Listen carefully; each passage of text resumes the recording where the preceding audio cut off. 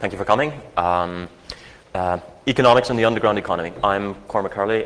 This is Danae Florencia. We're both at Microsoft Research in Redmond. So everybody knows that cybercrime is big money, right? I mean, everybody knows we're surrounded with this news all the time. Everybody knows, for example, that phishers make a lot of money. If you look at the anti-phishing working group graphs, they show the constant growth in the amount of phishing email, the number of sites, the total amount of traffic and activity in this space. Gartner has put out surveys for each of the last couple of years. In 2005, they said there was about 900 million. In 2006, 2.1 billion. And in 2007, about 3.2 billion lost due to this phenomenon. Everybody knows that things like the IRC markets are big money. That is to say, this underground economy where people buy what they need and sell what they produce. Where do we get this idea? Well, there's an endless stream of stories and things like the New York Times and Business Week and stories put out by vendors like Team Quimru and Symantec. One of my favorites is from the New York Times story on the black market and credit card thrives on the webs, where they quote an advertisement which says, "Want to drive fast cars, want to own beautiful girls, want to live in premium hotels, it's all possible with dumps from Zoomer," and so on and so on and so on. I mean, it's a very kind of colorful space, and the impression that we get that it's a very developed economy, and there's a very fine division of labor. And you don't have to look hard for examples of these. And it goes on and on. The FTC, for example, estimates that in 2005 there was 47 billion lost in identity theft. The Privacy Rights Clearinghouse reckons that 262 million individual client records have been lost in these various data leakage. Symantec, in an underground economy report, says that it's a recession-proof economy and estimates $5.3 billion in credit card fraud. And for things like spam, we all have the evidence of this stuff in our inbox every day. And among other things, it generates a lot of work for graphic designers. There seems to be an endless demand for graphics that involve hooks and fishing rods and people in black hats and keyboards and stuff like that, which is creative, if nothing else. And there's a lot of it. There are a few things about this story that just don't make sense to me, and to Danae either. And we'll kind of go through some of the things that we can't quite make sense of and see, and see if we can kind of resolve them. And the first of these is, why do credentials sell for pennies on the dollar? Common to basically every single story that I can find on the underground economy is that credit cards and stolen passwords and credentials sell for not just pennies on the dollar, but fractions of a penny on the dollar. For example, Symantec in their underground economy report says the credit card numbers sell for between 50 cents and $12, even when the available balance on the card is $2,000, $3,000, $4,000, $5,000. Team Quimru talks about 10 million in face value of credentials being offered for sale for $500. Franklin et al. In a very interesting paper describe 465 on average credit card numbers just flying by for free in the open on an IRC channel every single day. And some of the explanations that are offered for stuff like this is, well, there's so much supply that it's driving the price down. But the demand for free money is kind of infinite. I don't really understand why supply should drive it down. Things like volume sellers not really caring about what they produce. This doesn't ring true to me either. Nobody sells gold for the price of silver. Second thing that doesn't make sense to me is, how can these markets function when cheating is so common, these underground IRC markets?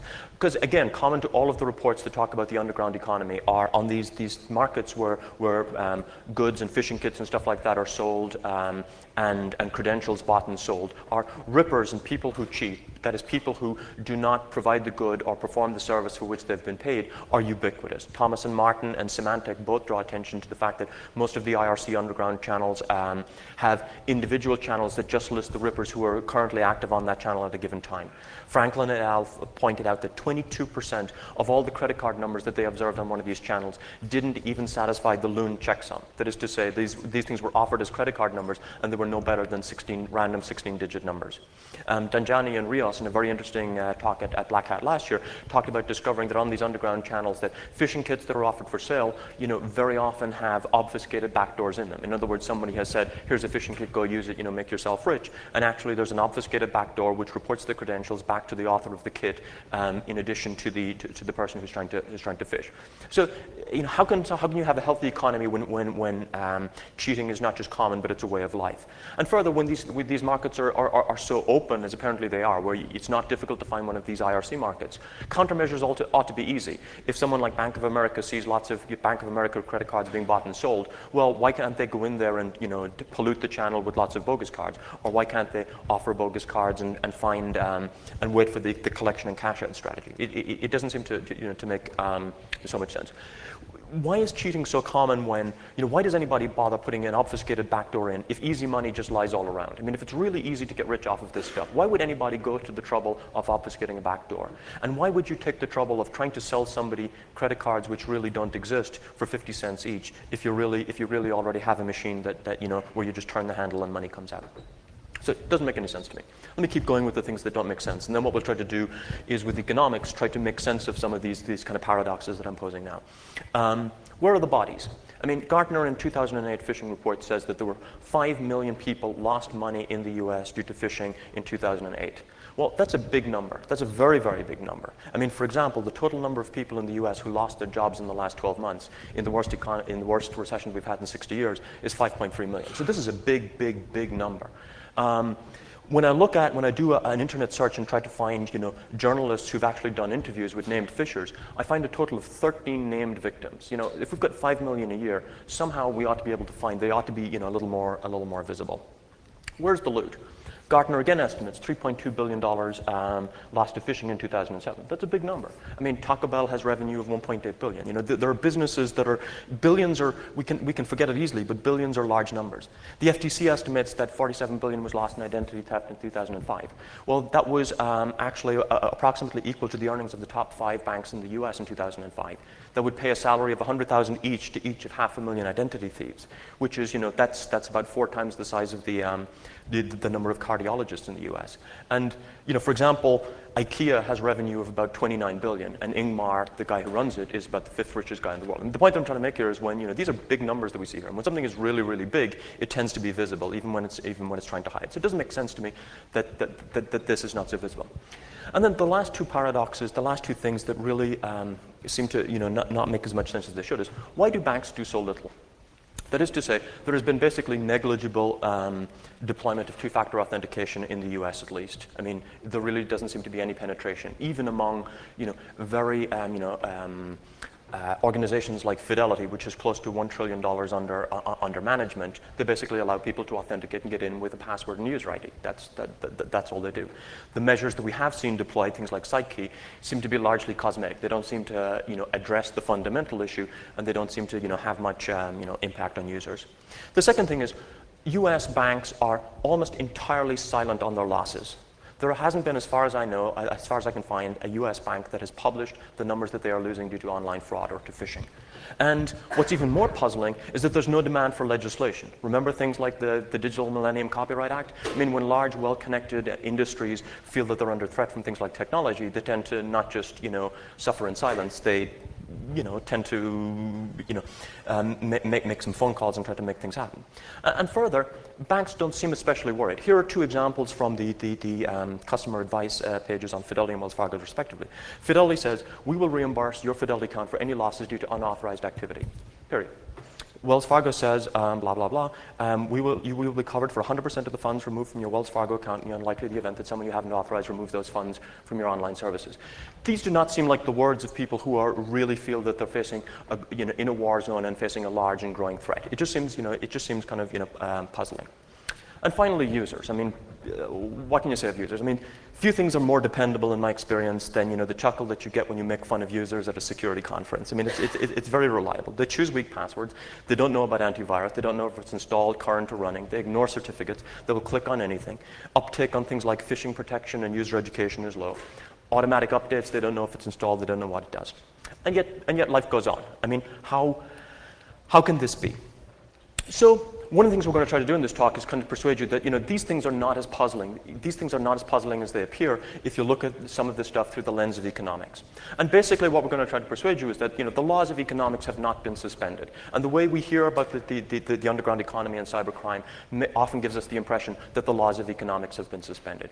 And so there are a couple of basic fundamental truths that I think we all kind of know, whether we know the formal names that are around them or not. But competition decreases return, and the cybercrime, the underground economy, is a very, very, very competitive place. And if you want to think of a kind of colloquial way of putting it, when it's raining money, there's always enough people with buckets.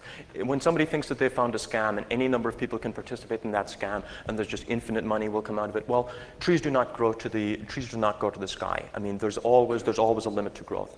The tragedy of the commons, which is that, independent actors choosing independently will use a resource that they've got badly, which is to say that sometimes these scams look really, really good because anybody can do it. But if anybody can do it, everybody does it. And when everybody does it, nobody makes any money. And market for lemons, which is an interesting idea that Danae will talk about, which is cheating on these IRC channels makes meaningful commerce essentially impossible. You can't have a good, stable, robust economy when cheating is so easy, when there's no contract enforcement and there's no way of making sure that people will perform as they do. Firms are better than freelancers, which will kind of give rise to, as you will see, we probably have something like a two-tier system where we have organized gangs who are making what money there is to be made in the underground economy, and people who are freelancing and trying to pick it up, and newbies and new entrants who are really just not even breaking even. I mean, basically, this reflects the reality that you all probably know from your own lives. You already pretty much know everything I'm about to tell you, which is you all already know the following fundamental truth, which is that low-skilled jobs pay like low-skilled jobs. And there's a lot of low-skilled jobs in the underground economy, like most economies. And there might be short-term exceptions to this rule, but fundamentally, long-term, low-skilled jobs pay like low-skilled jobs. So let me go through what we're going to do here. We're going to go through one or two exploits. I'm going to talk about phishing. Danae's going to talk about spam. Danae's going to talk about the IRC channels. We're going to see that the picture that we have of these does not quite match reality. So first of all, phishing is a tragedy of the commons. Well, phishing just looks like the perfect scam, right? I mean, what could be better? I mean, all you have to do is you harvest free money from the online population. You can be 1,000 miles from the scene of the crime. You can get absolutely everything you need online by just clicking and downloading stuff. There is no capital outlay. There is no training. And best of all, anybody can do it. Candy Mountain is real. I mean, what could be better? Except that last point about anybody can do it. This sounds like it makes it good. But if you think about it, it makes it bad. Because as I said, if anybody can do it, everybody does it. And when everybody does it, nobody's going to make any money. I mean, as we'll see in a little more detail. When we started talking about this stuff, I mean, one of the things occurred to us is that whoever chose phishing, whoever named phishing, whoever named the scam whereby people try to steal accounts online, chose well, because there's actually great parallels between phishing with an F and phishing with a PH. That is, phishing with an F, where real men go out to sea with trawlers and come back with haddock and salmon and stuff like that. In both, you have a predator-prey dynamic. You have the prey, in the first case, is fish, or in the second is dollars. And in the first case, it's the fishermen, people who go out to sea, and in the second, it's fish. One thing we notice about the analogy is that, and the economics, as you'll see, have great parallels, is that fishermen, that is with an F, who go out to sea, are never rich. This was true back in the time of Christ. This is one of the points of that gospel quote. It's true in South India today. It's true in Alaska. It's true in all sorts of places. Fishermen don't get rich. What is it about fishing where it's different from industry, and it's different from farming and other forms of human endeavor? Well, economists have actually looked at this, and I'm not an economist, but we actually started to look at a lot of economics. Is that economists have looked at this very, very carefully, and there's a well-understood phenomenon, which is that fishing differs from other forms of human economic activity in that there is open access to the resource. That is to say, anyone who can get out onto the water can actually go fish, and there's really no way of fencing off and restricting access to the ground. And which is why this leads to a tragedy of the commons, where everybody goes out there, everyone starts to exploit, and the effect of all these independent actors, each exploiting independently, is to overgraze the resource. It's a classic tragedy of the commons. So, and what you end up with is depleted fishing stocks, I'm talking about fishing with an F, in oceans all over the world, which is a well-understood phenomenon. I would claim that exactly the same phenomenon is going on in fishing with a PH right now.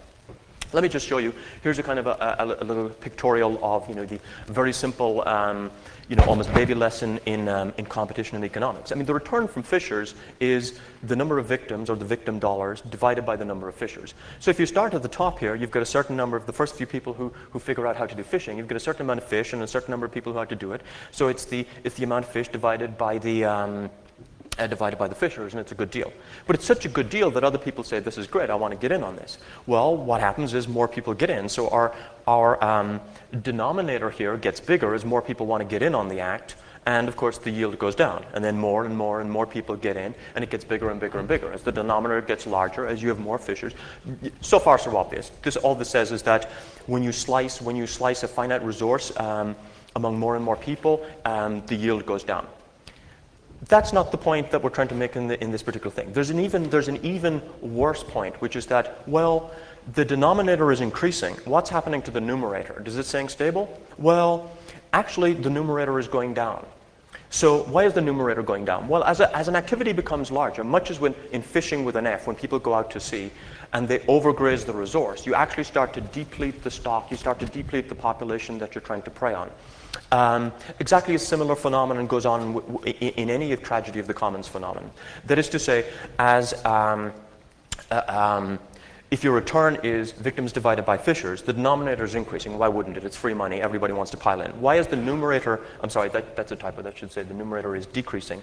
Why? Because of technical measures. Because once something becomes visible enough and large enough, browser manufacturers start to ship anti-phishing technologies, banks start to get better at fraud detection, and users themselves start to learn and hear more about the phenomenon. I mean, a user might fall victim to a phishing scam once, perhaps twice, but no one's going to fall for a phishing scam 5, 6, 7, or 8, 10 times. Sooner or later, you start to harvest the entire population that is likely to fall prey to this.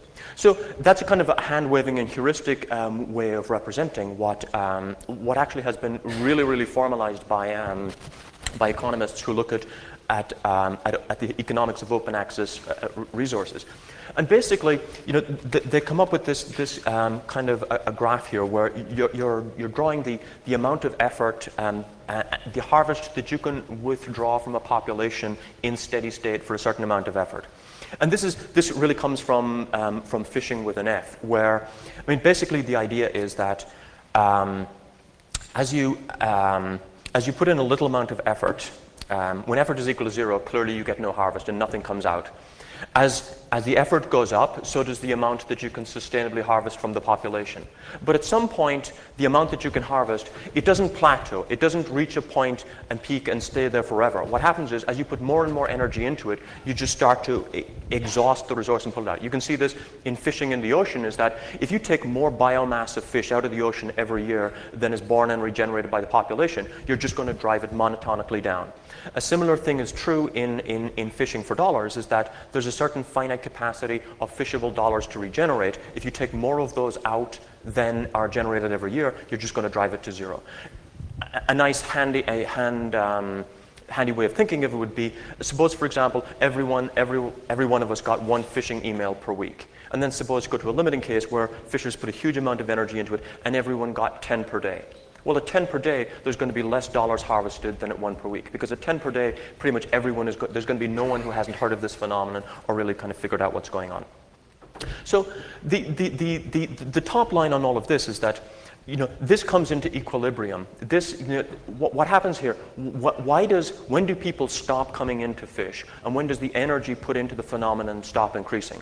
Well, it comes into that happens when the economic forces come into economic equilibrium. And that is to say, the total amount of money that's extracted is equal to the costs of the participants who are trying to harvest. That is to say, there's no attraction for new entrants to keep coming in, and there's no incentive for others to move out.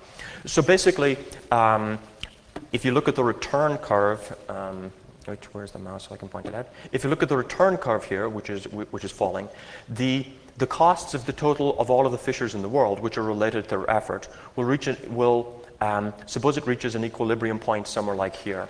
Well, what this says is that at this level of revenue and this level of cost, things are in equilibrium. Now, if we increase the amount of effort, that is to say, we put more energy in here, well, what happens is things actually fall. You actually end up with less money being taken out than actually goes in. But you might look at this and say, well, this makes no sense, right? Why would anyone, because on this part of the curve here, the more effort you put in, you're making less dollars, right? You put in more effort and you get less money out. It makes absolutely no sense. And it doesn't make any sense. If a single decision maker were making the decisions, what they would do is they would operate at the profit maximizing amount of energy, which is EX here.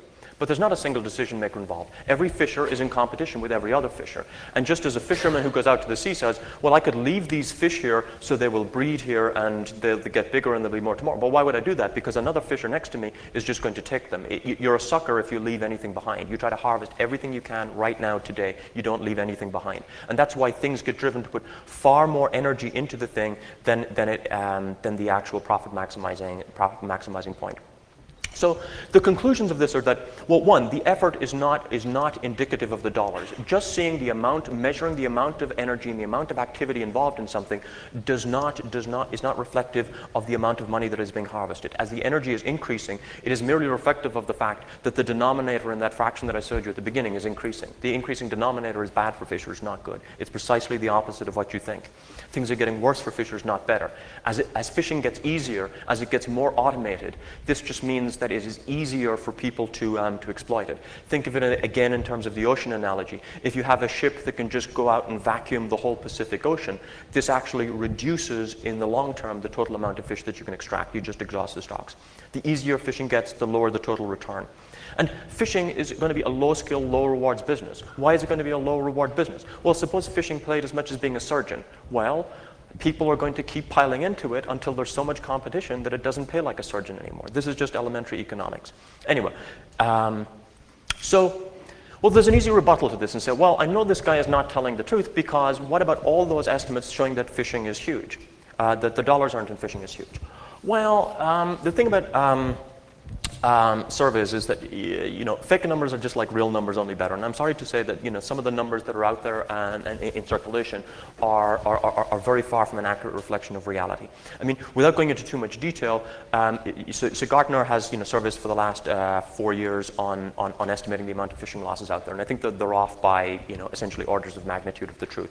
But one of the reasons that they can get it so wrong without necessarily intending to mislead people is that first of all, there's huge selection bias. It is extremely difficult, if you think about it, to come up with an unbiased sample of online users.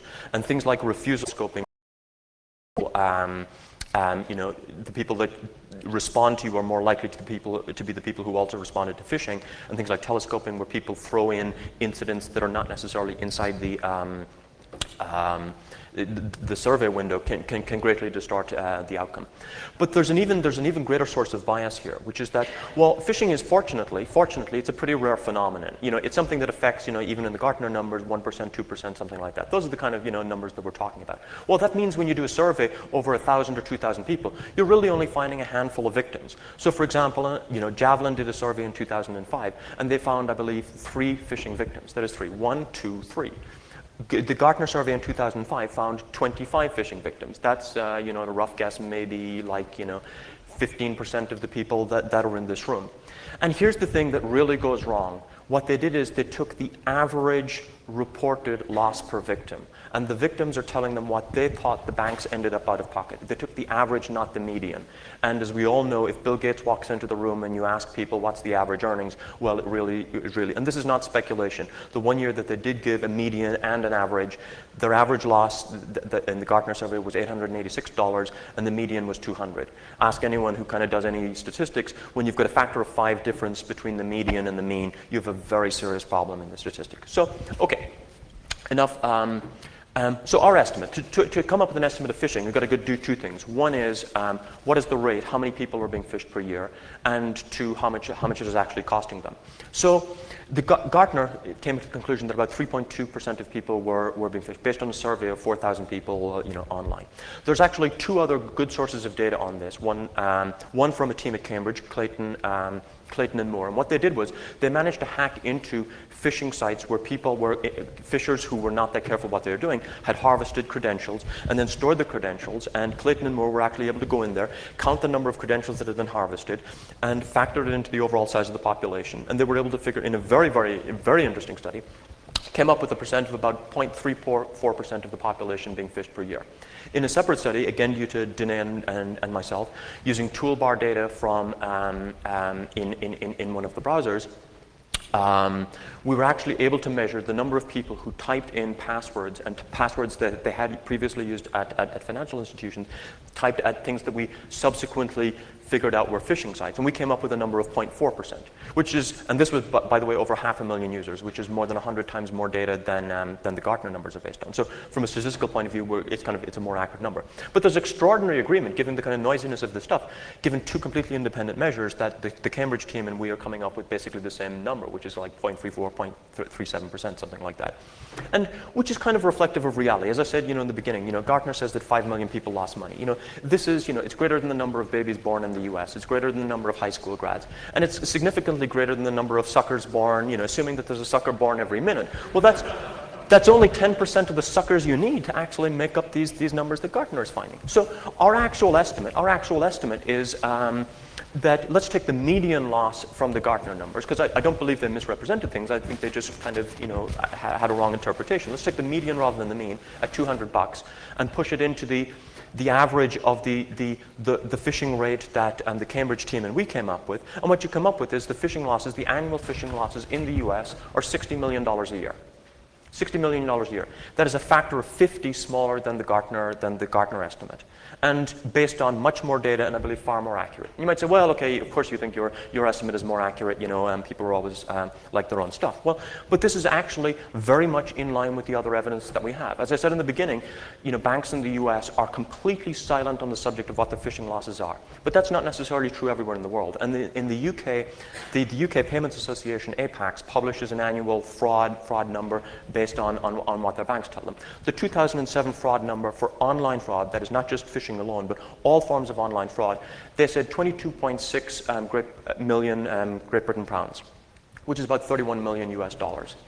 Now, if we assume that about, let's say, 50% of all online fraud that they're reporting, I don't have a good way, but let's just say 50% of that is actually phishing, and you scale from the UK population to the US population, you would come up with blah, blah, blah, blah, blah, $78 million, which is not the same as $60 million that I just estimated, but, we're basically in agreement for, given that we're talking about, fairly noisy things. And there's another, banks are, almost completely silent, but every once in a while, someone gets off the reservation and, gives a quotation that you can actually figure something out from. The PayPal CSO said, I believe it was in 2007, I think, phishing is not even in the top 5 fraud losses that PayPal faces. So, we think this is actually pretty much in line with the evidence. So, okay, so what does all this mean? Well, one thing is, let me try to, make, this actually illuminates some of those puzzling things that we saw in the beginning. It says, here's a quick multiple choice quiz for you. One question. Your average bank CEO, is he more afraid of phishers or his own customers? Customers, correct. Why is he more afraid of his own customers? Well, his average phishing loss, if the average phishing loss is 60 million a year, divided by the online user population, the average loss per user per year is 34 cents. That is, yes, just about 3/4 of the price of a first-class stamp. Let me repeat that. The average loss for the average customer per year is about 34 cents. Less than the price of a first-class stamp. Whereas an agent-assisted phone call, if that customer actually manages to get a customer service agent on the line, is actually going to be at least $10 a call and probably more. This also maybe sheds some light on, people like bank CEOs. Well, and you want me to roll out two-factor authentication to these people? From a cost-benefit point of view, the direct losses that he is facing due to phishing are probably very, very small relative to the customer support and education that is going to be required to roll out something more complex. The other thing that it helps illuminate a little is users are not as irrational or lazy and stupid as maybe sometimes we in the security industry like to think. Banks cover the direct losses. As I said, and I quoted those things from Fidelity and Wells Fargo at the beginning, and they do make pretty broad statements on what they will cover. But it's not just because they're nice guys. There's also something called Regulation E, which limits customer liability to $50, even essentially when the customer is more or less negligent. So that users are not necessarily all that irrational. Choosing strong passwords, trying to parse URLs to figure out if they're phishing sites, understanding certificates and all of this stuff is really effort that is demanded of them in order to save somebody else money. And that's, we all know from experience, if the incentives aren't placed correctly, it's going to be hard to get things to work out. So the real cost for users is effort, hassle, and headache. If a phisher steals $50 from a user, the user is unlikely to be down to $50, but it'll probably take a lot more than that in terms of time and effort to figure it all out. Okay, so that's. Let me hand over to Danae and.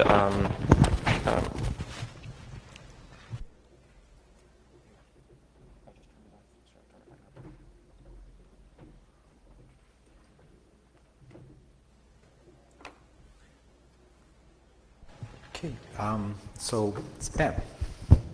Um, spam is old, right? And spam starts from economics. So when we start having email, someone goes there and figure out that, well, email is free and I can use email for advertising, and return on investment on something that's free is actually very high.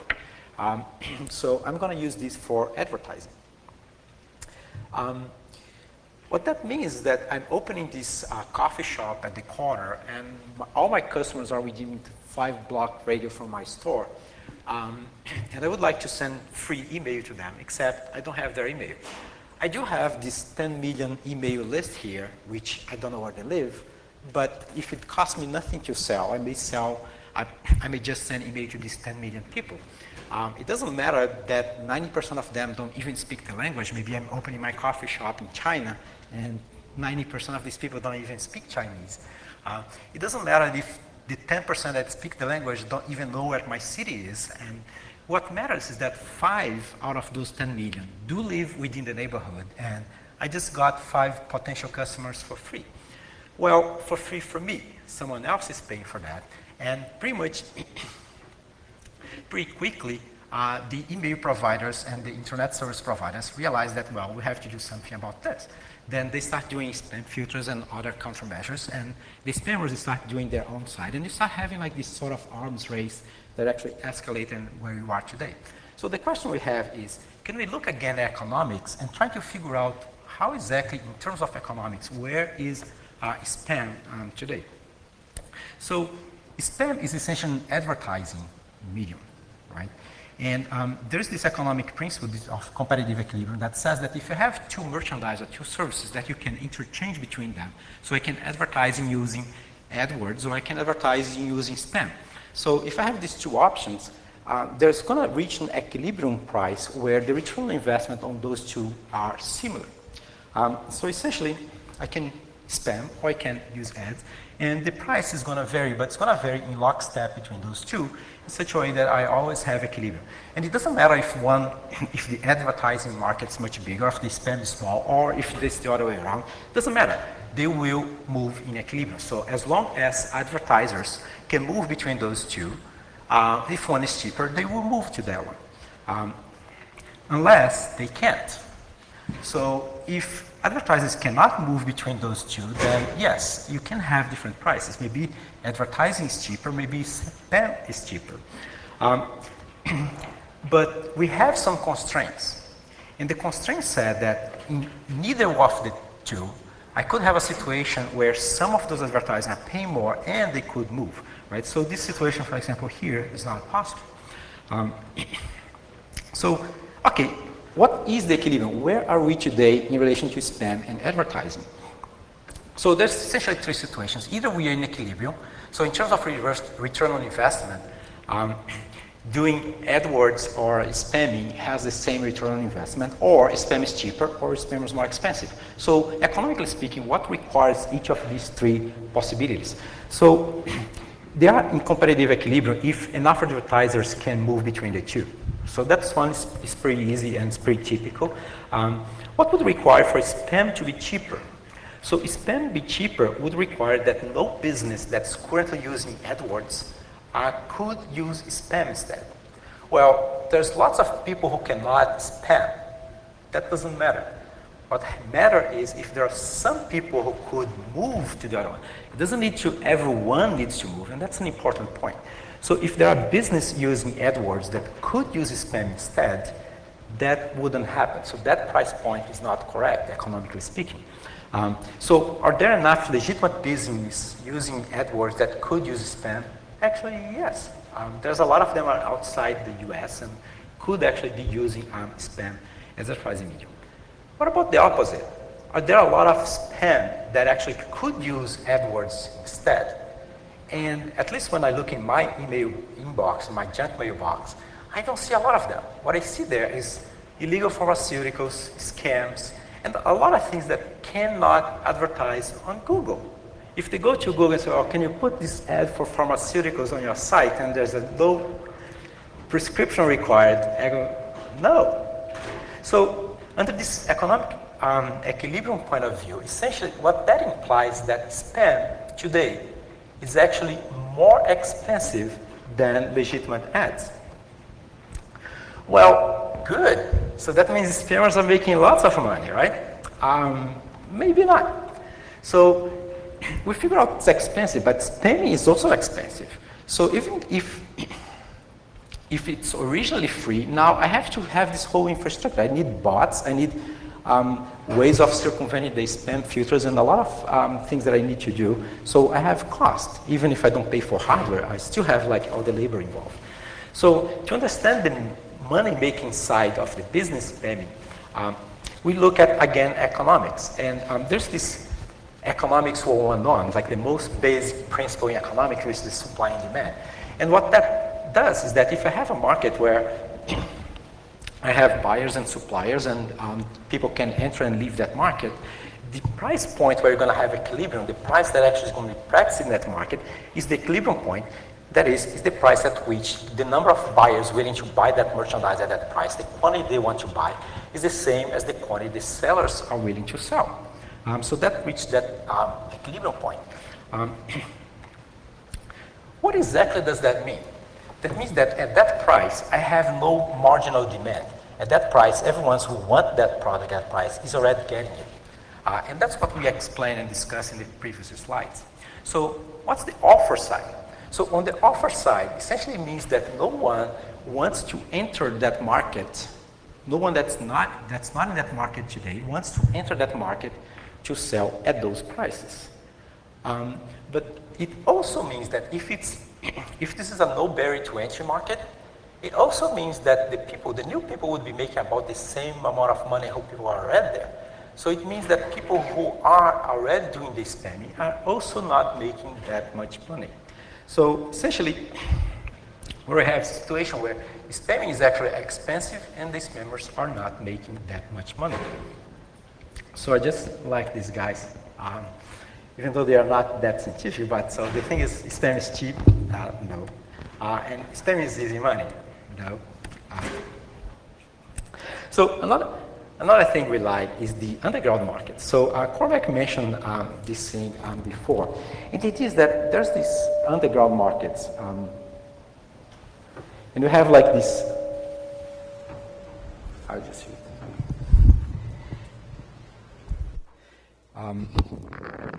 and you have these IRC markets where you actually buy stuff that you need, you sell stuff. So you go to the market and you buy your phishing kit, you buy the spamming service, and then you reverse these credentials and you go back to that market and sell those credentials. And there's like this highly specialized division of labor, like very elaborate, very effective.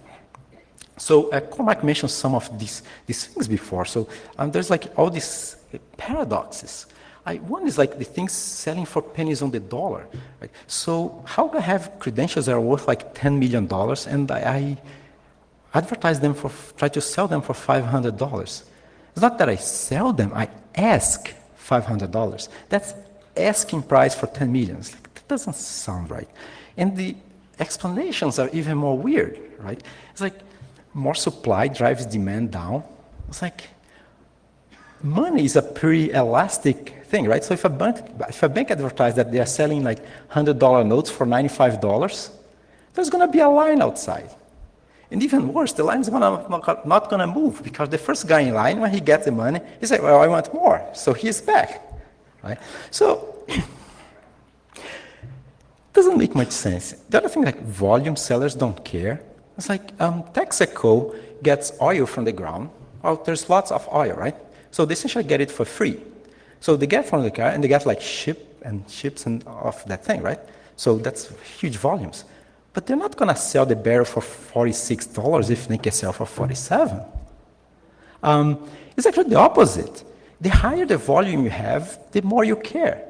If I'm selling one pen, maybe I don't care if I sell for $2 or if I sell for $20. If I have a truckload of them, I care. It's the opposite. So these things don't make much sense. The other one is cheating. It's like, if there's so much cheating in these markets, it's like, how they work? How can they operate, right? And it's like the cheating examples are just like all the place. So we think these two things actually help explain each other. So there's this paper like Market for Lemons, and it's actually a very interesting paper. So actually, it has nothing to do with anything else, but I'm going to just tell the story of the paper. So Karloff actually wrote this paper about the used car market. So he writes this paper, and he thinks it's a very good thing. And he's like a university professor. What do you do? So you write this thing, you send to a journal. So he sent that paper to a journal, and you know journals. Also, you get peer review, send to reviews, and then you get review back. And the decision on the paper is reject. And it's reject because they say the paper is obvious. So what do you do when a paper is rejected? Well, you send to another journal. So he sent the paper to another journal. And peer review, review back, rejected. It's obvious. I thought it wasn't that obvious. What do you do when a paper is rejected twice? You send to a third journal. So he sent to a third journal, peer review, reviews back, rejected. But this time for a different reason. This time they rejected the paper because the reviewer said the paper was wrong. I say, wait a second, this is sort of funny. When you say something is obvious, we usually mean obviously correct. So how something that's obviously correct is wrong? Anyway, so what do you do when a paper is rejected 3 times? You send to a 4th journal. So he actually sent the paper to the 4th journal. This time was accepted. 20 years later, he actually won the Nobel Prize for that paper. Maybe it wasn't that obvious. So what is that he discussed in these Nobel Prize winning ideas?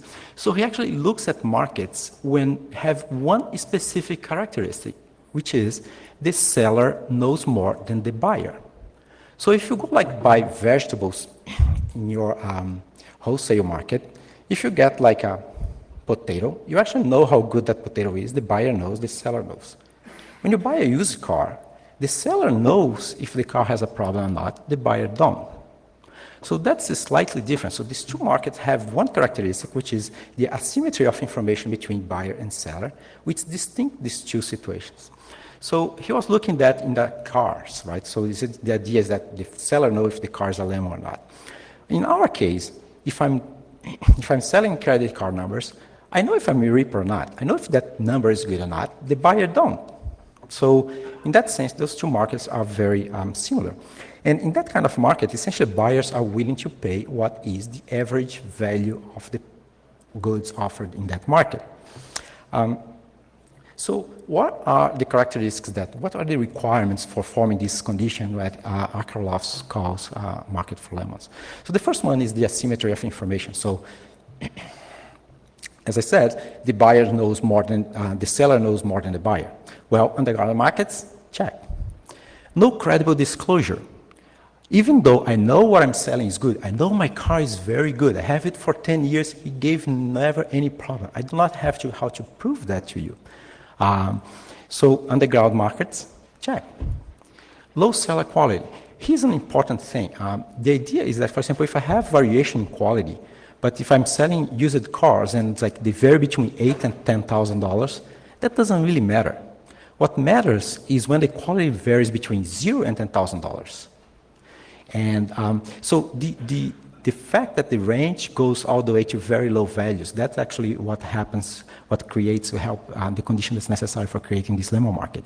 The underground markets with all the cheating is exactly what's going on there. So underground markets, check. Lack of regulation, underground markets, check, check, check.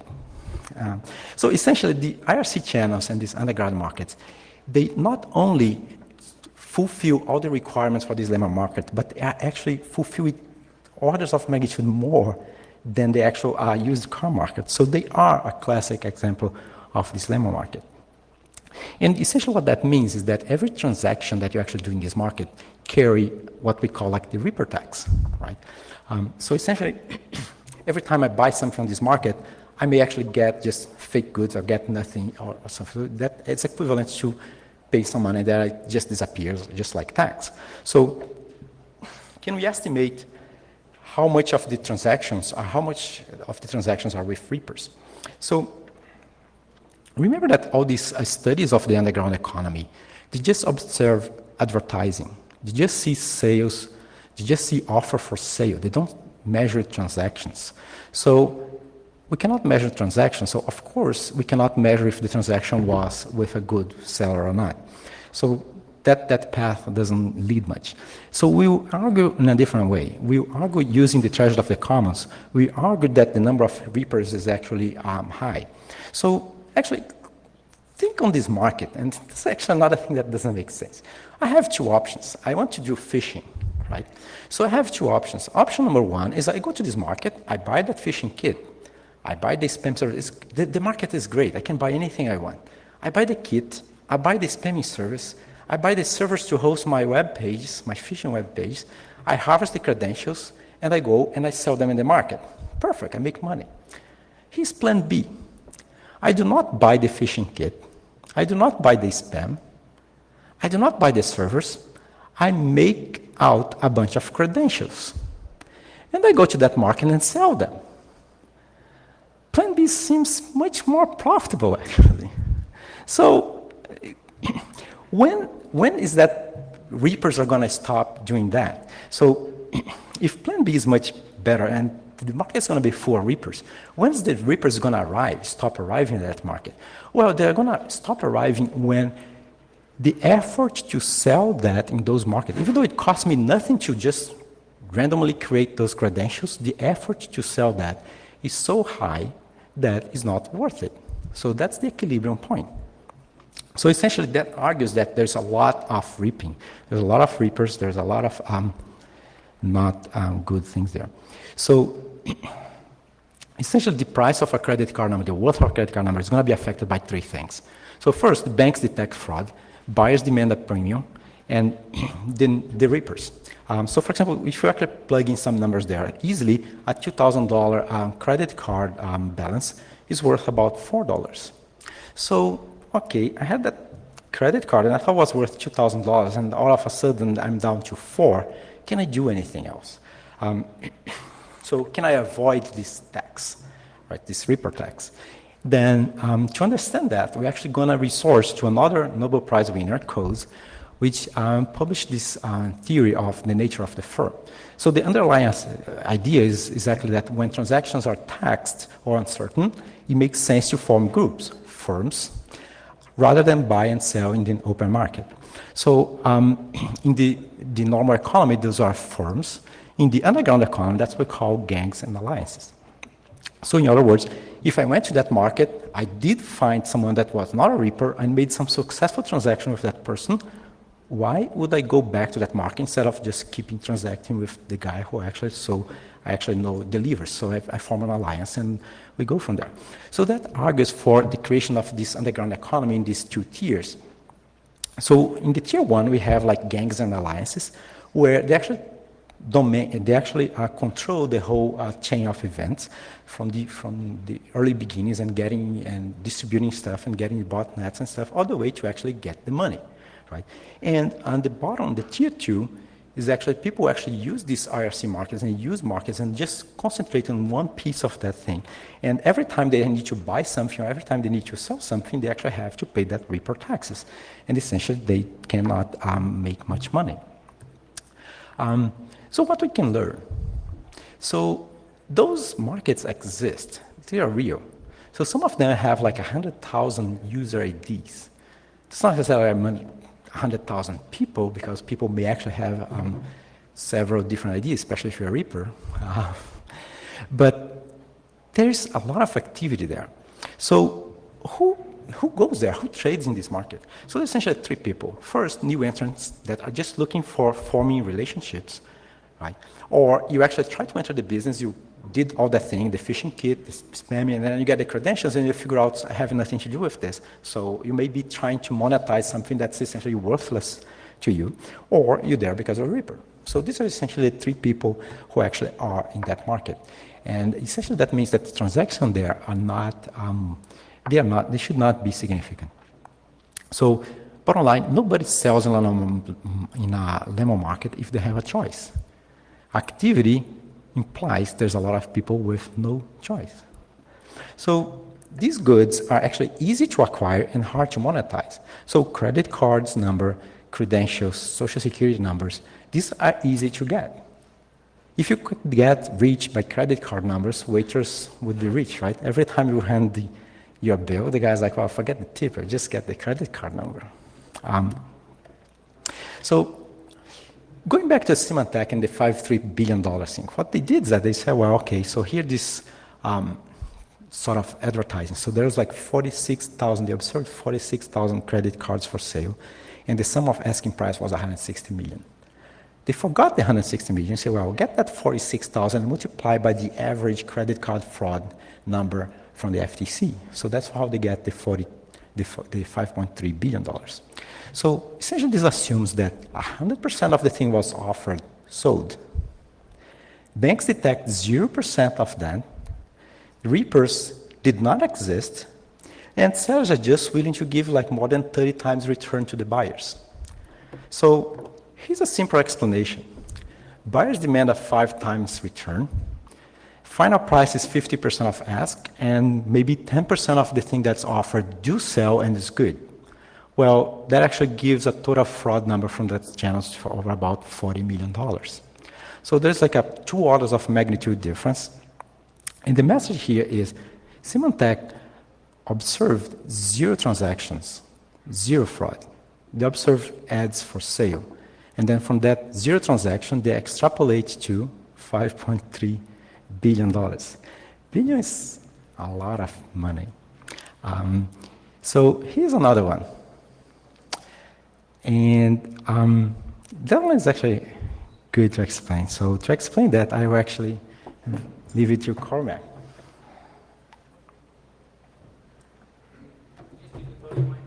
Sure. Okay. Okay, so there's a simple kind of one-line rebuttal of everything kind of we're talking about here, which is, but they wouldn't be doing this if they weren't making any money, right?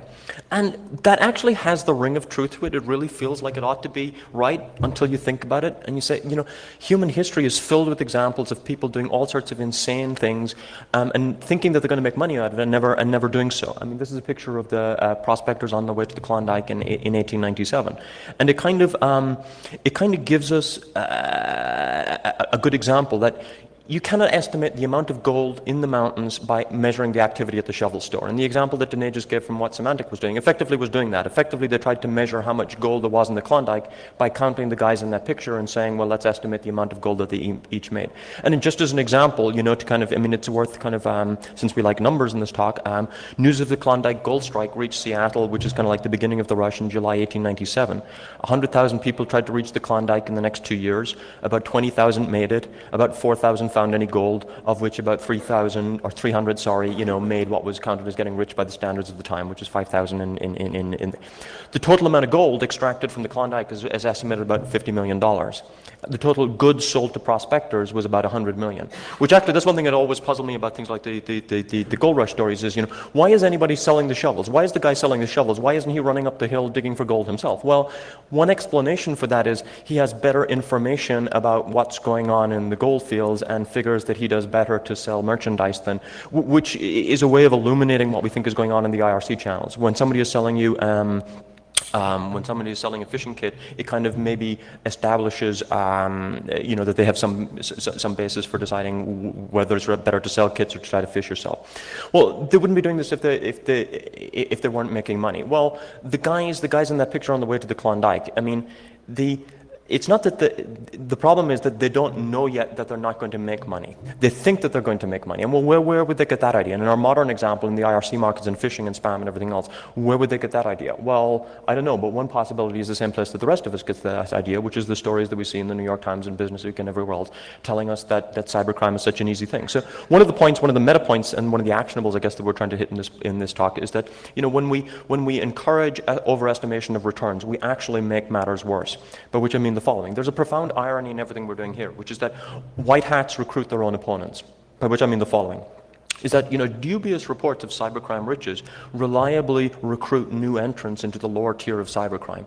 Every time we tell people that there's $3 billion to be made by phishing, and it's really very simple and anyone can do it and just download some software, well, this kind of guarantees a steady supply of new entrants and contributes to the phenomenon that we face.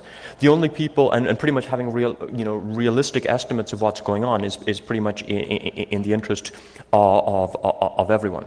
So let me revisit very, very quickly some of the puzzling things that we found at the start of the talk. And I think in the light of economic analysis, a lot of them make a lot more sense. As we said, credentials and rippers. Well, rippers abound on the IRC channels. Well, cheating works because there are a lot of new entrants there. Why do credentials sell for pennies on the dollar? Well, most of what you see on these IRC channels are junk. That's why one possibility that they sell for pennies on the dollar is that volume sellers don't care. A simpler explanation is it sells for pennies on the dollar because that's pretty much what it's worth. It's very difficult to extract the value. These are easy to generate and hard to monetize. Where are the bodies? Well, why is it so hard to find any of these 5 million people who lose money to phishing every year? Well, one explanation is that that number is just wrong by an order of magnitude. And who lost the $3.2 billion, and why aren't banks more vocal in deploying new technologies and kind of leveraging to do something about this? Well, a simpler explanation is that number is off by a factor of 50. And finally, banks and users. Well, banks and two factors. Let me repeat that kind of statement. The average loss per user per year is about 34 cents. I mean, that is, the bank's motivation is, it is pretty difficult to deploy any kind of a new technology that is not going to generate more than that average cost per user's support costs. And finally, users, I mean, even though, as I said, it's a very reliable chuckle at security conferences, users are not as irrational and as lazy as maybe we give them as we make out. They don't really have liability for the direct losses. So ignoring security advice is not that irrational. It's really basically, from their point of view, most of the damage and the harm that they're going to experience here is hassle. Okay, so pretty much lastly, so you're saying cybercrime is no big deal here. Is that the big takeaway? Is that the overarching message? Well, no. I'm talking about, or we're talking about direct dollars, and losses. And one thing we think is being entirely missed in much of the discussion on cybercrime is that, direct losses are really not where most of the action is. And let me give you a simple example that's very visceral. There was a very good study of a very clear study of a spam campaign by Kanich et al., some people from UC San Diego and Berkeley last year. And it was the best measurement study of a spam campaign that I've ever seen. They saw a spam campaigner that took over the botnet and were able to measure everything. And this spam campaign sent out 350 million emails. And it got 28 sales, which resulted in $2,700 of revenue. And they actually were able to measure this because they were monitoring the whole botnet. So that's not a good return. Like, that's 1 in 13 million people are actually returning. But if you look at this, if you look at what happened here, look at the indirect costs of what's going on. If you assume 1% of that email got into inboxes and every recipient wasted 2 seconds just looking at it and deleting, and you assume that the average recipient makes 2 times the minimum wage, well, multiply the 350 million times 1% times 2 times the minimum wage times 8, and you come out to $28,000 in wasted time at 2 times the minimum wage. In other words, the indirect costs, one portion of the indirect costs of this campaign are more than 10 times the direct costs. I mean, which is something that we all sort of know from spam, is that it's really not about, the amount that people overpay for fake pharmas. And that's not counting the bandwidth, the storage, the provisioning. So, and I think a similar phenomenon is actually true with phishing and most of the other cybercrime things that we see. The direct costs are basically a zero-sum game. The fisher makes some money, the banks lose some money. It's really as simple as that. But we think that the money is probably not as high as generally estimated. But the indirect costs are very, very subtle and are far, far larger. So the indirect costs, I mean, the direct costs, for example, as we estimated in phishing, it's 60 million to gain to the fishers, distributed between them anyhow. The banks lose 60 million.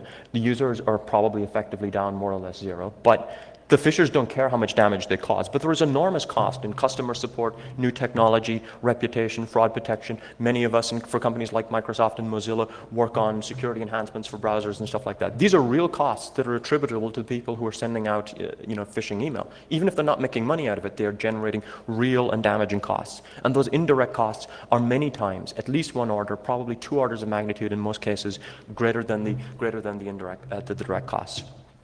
Finally, direct costs and indirect costs.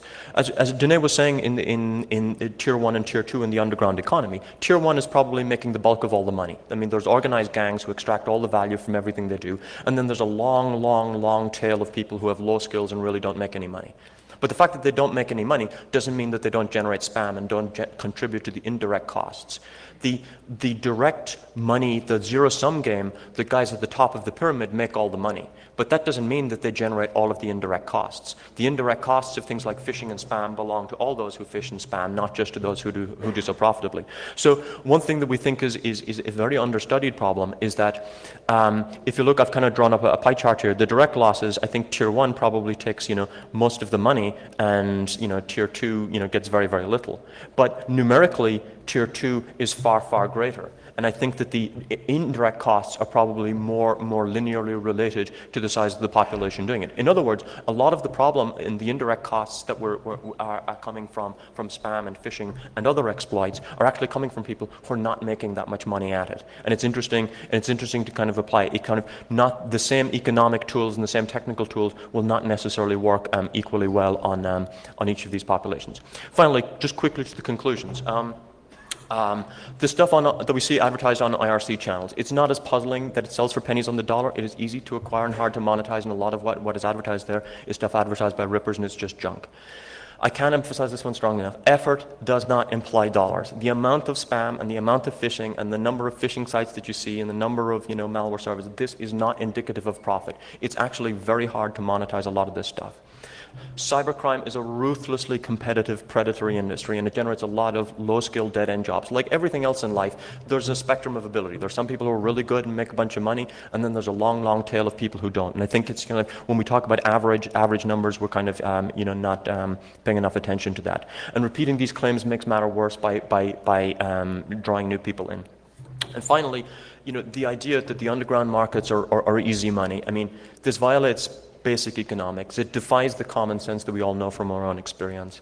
It contradicts the experience that other people have found from other crimes like drug dealing and things like that. And it's basically unsupported by evidence. When we try to look at the evidence of this, it really doesn't support the idea that there's large money. And finally, stories about easy money in cybercrime are just so 2006. It's a much more subtle story than that, and we find it very, very interesting. Okay, thanks for your attention, and I guess if there's any questions, we'll take them. Thanks.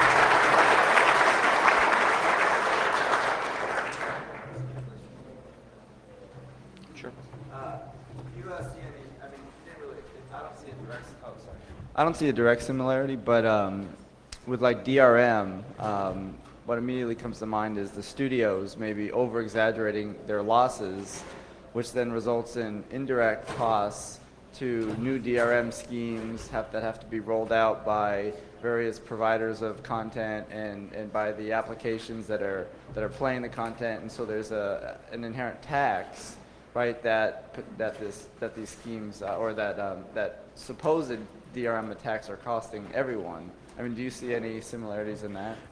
I mean, on the overestimation part, I'm not sure. It's like one of the things that we said is like, banks do not seem to, you don't see Bank of America out there screaming, we're losing so much money. They've actually been very, very silent on this, which may be, indicative that they're not taking kind of, huge losses. But I think you're absolutely right, is that, the investments that companies have to make in security to address, both the real exploits, but also the perceptions of users who hear more and more about this. So these are real costs, and these real costs belong to the people who are phishing and spamming. They're indirect costs. They don't get to monetize it. They don't get to, a phisher doesn't get to take all the money that Mozilla and Microsoft and Opera invested in security enhancements for browsers, but it's probably greater than the amount of money that the phishers are actually making. But yeah, I mean, the indirect costs are really huge, yeah.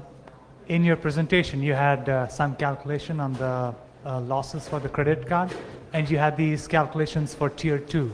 How about Tier 1? Do you want to? So There's actually one of the points. So the Tier 1, Tier 2 uses motivations, like the amount of people who are just like the Klondike sort of picture. Right? Tier 1 actually works like business. So those are business. They are not legitimate business, but they are business. So they are run as business. They have costs. They have payroll, and they are business. And the way you run business is you run the business, you have profits, and you have competition. So as any business, if you run a restaurant, you make money, right? Otherwise, you go out of business. But you never make a lot of money unless you have some barrier to entry. So if you're running a restaurant, it's like there is no barrier to entry. You can have competition, and competition is gonna level to the point where that becomes just a regular business. So yes, tier one, our assumption is that tier one does make money as a regular business, but not lots of money, just like standard business money.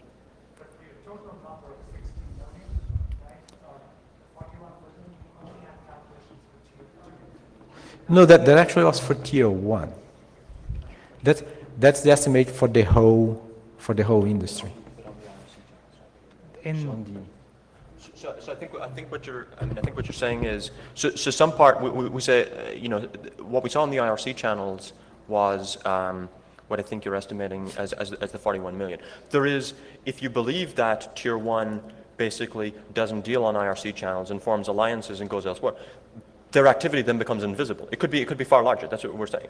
Yeah, we have no visibility. We have no visibility into that. No data, zero. I mean, and neither does anybody else, I guess. But in particular, I actually think the 40 million for credit card fraud, I think that's higher than, but that's a Hi, thanks. So yeah, I think you make some very important points, but I was also wondering the way you treat the economic cybercrime activities in general are as an open legal market, right? And I think since you were mentioning all these economic Nobel Prize winners, there's another one, Becker, who initiated a study in economics also on cybercrime, on criminal activities. And he considers the problems of either social problems or probability of getting caught, all the social costs. So it's not, I'm not sure if you can apply the standard economic activities to as an open market with legal activities, because, for example, in the phishing with an F, all the phishers were free to enter because it was legal and there was no problems with for getting into the market. But when you go phishing with a PH, then much more or less people are going to get into the inject. I mean, well, I don't know if that's the general idea. Yeah.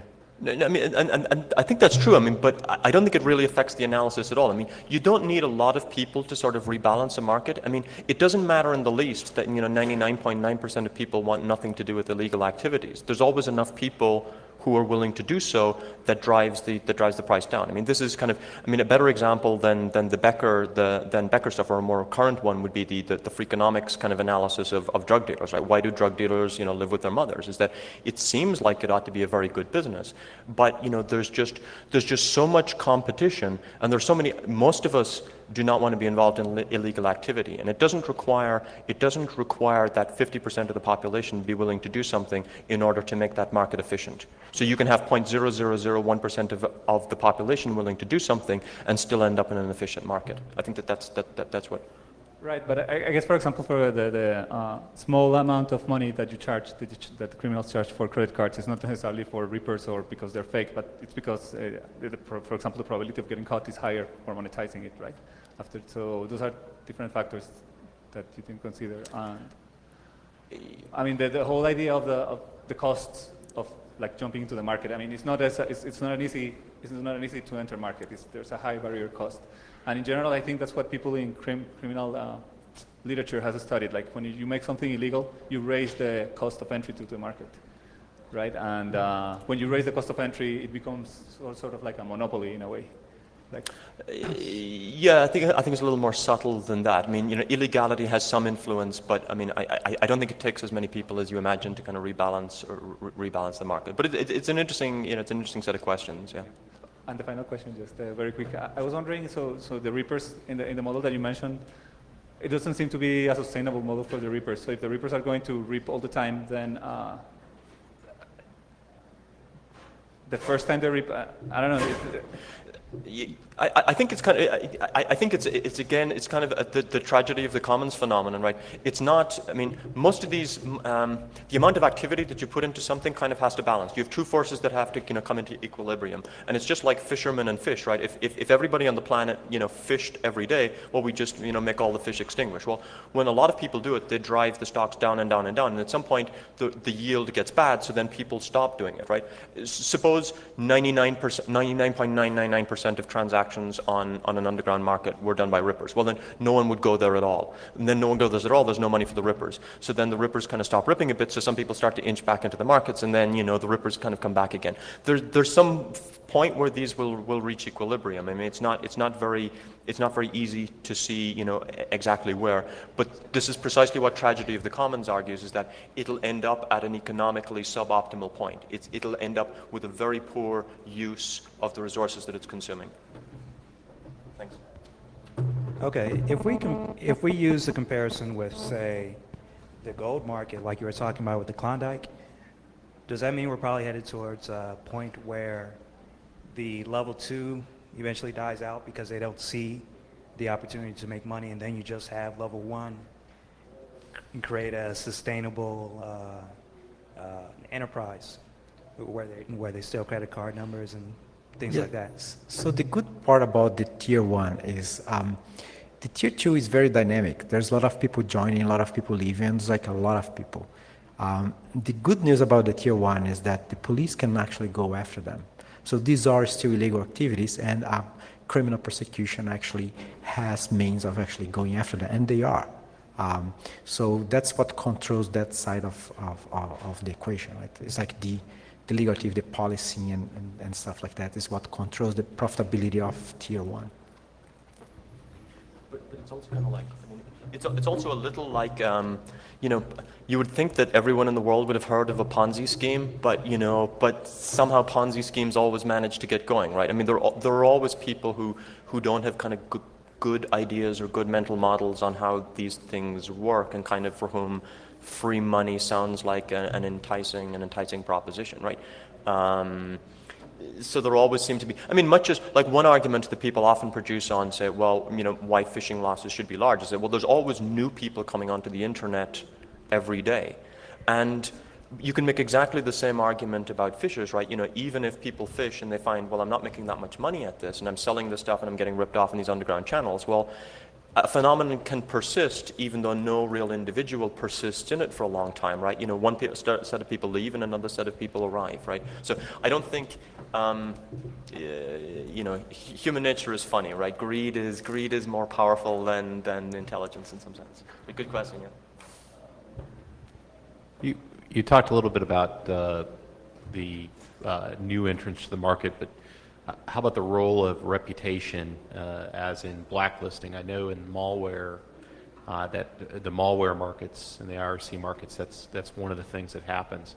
How does that affect, overall, how does that affect the approach where I think you're stratifying this in a kind of a tier 1 or tier 2, not necessarily a farm league or a recruiting league, where the tier 2, you're looking for people to bring up into the tier 1, or in terms of the policing of that market in such a way that there's some sort of informal reputation where people would establish and start working through in the tier 2 market, say. Yeah, and there does seem to be some evidence of reputation systems on the IRC channels, but they don't seem to be the kind of, the rate with which these things flux make it very difficult for them to, to function very, very well. I mean, I think there definitely is, what you sort of, alluded to halfway through your question. I think there definitely is the case that if you deal profitably with someone, then you're much more inclined to deal with them again than to go back into this mixed pool, which is why kind of gangs and alliances get formed. But I think to get into one of those gangs or alliances, is you probably you can't just possess, commodity, low skill, skills. You have to be a profitable transactor with them.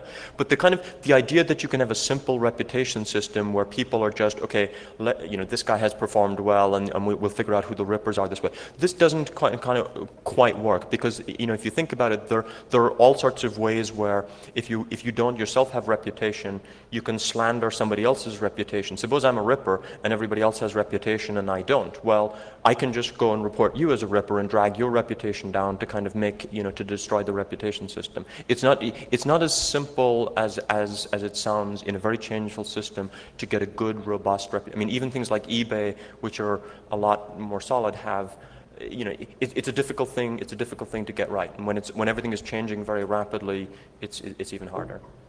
Okay. One of the numbers you had was a 0.4% phishing rate. Is that annual phishing rate in US? Yes. So that's about 1 million people a year in United States fall prey to phishing attacks. Yeah, I think it was like 0.4% of the online adult population. So it was like 500, 600,000, something like that. Yeah. Okay. And are these people who are victims or people who actually lost money, or how do you categorize them? That would be people who typed their password at a phishing site, whether they lost money or not.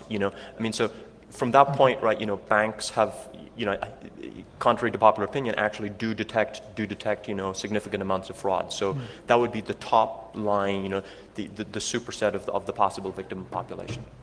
Thank you. Sure. Yeah. Okay. Thank you very much. Thank you.